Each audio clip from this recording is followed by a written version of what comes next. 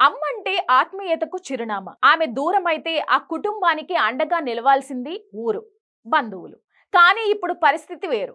కన్న తల్లి కన్ను మూస్తే ఆ ఇంటి దీపం ఆరిపోయింది అని సానుభూతి చూడాల్సిన ఊరు ముఖం చాటేసింది.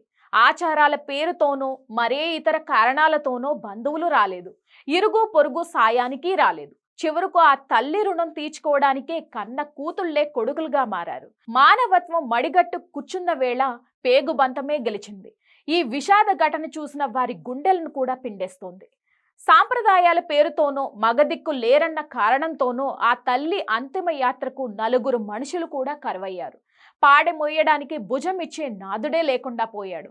గంటలు గడుస్తున్నా శవం దగ్గరకు ఎవరూ రాకపోవడంతో ఆ ఆడబిడ్డల గుండె తరుక్కుపోయింది. తమను కని పెంచిన తల్లిని అనాథలా సాగనంపలేమని నిర్ణయించుకున్నారు.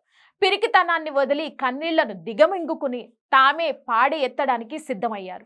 ఎవరొచ్చినా రాకపోయినా మా అమ్మకు మేమే దిక్కంటూ ముందుకు కదిలారు. మాకు అన్నదమ్ములు లేకపోతేనే అమ్మకు మేమే కొడుకులమంటూ ఆ కూతుళ్ళు చేసిన పని స్థానికులను కంటతడి పెట్టించింది. గుండెలు పగిలే దుఃఖంలోనూ ధైర్యం తెచ్చుకుని అమ్మ పాడెను తమ భుజాలపై మోశారు. ఊరంతా వింతగా చూస్తూ ఉండగా శ్మశానానికి నడిచారు. కన్న పేగు రుణం తీర్చుకుంటూ తలకొరివి పెట్టి అమ్మకు అంతిమ వీడ్కోలు పలికారు. ఈ దృశ్యం చూసిన వారిలో కొందరి కళ్ళు చెమ్మార్చగా మరికొందరు మానవత్వం లేని సమాజాన్ని చూసి తలదించుకున్నారు. ఈ ఘటన సమాజం తీరును మరోసారి ప్రశ్నిస్తోంది. ఆపదలో ఆదుకోవాల్సిన మనుషులు ఆచారాల పేరుతో పక్కకు తప్పుకోవడం నేటి దారుణ పరిస్థితులకు అద్దం పడుతోంది.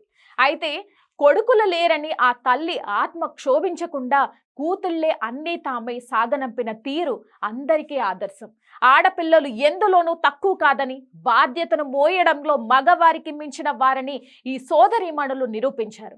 అమ్మ రుణం తీర్చుకోవడానికి ఆడా మగ తేడా లేదని, కడసారి వీడ్కోలులో ప్రేమ ఒక్కటే ముఖ్యమని చాటి చెప్పారు.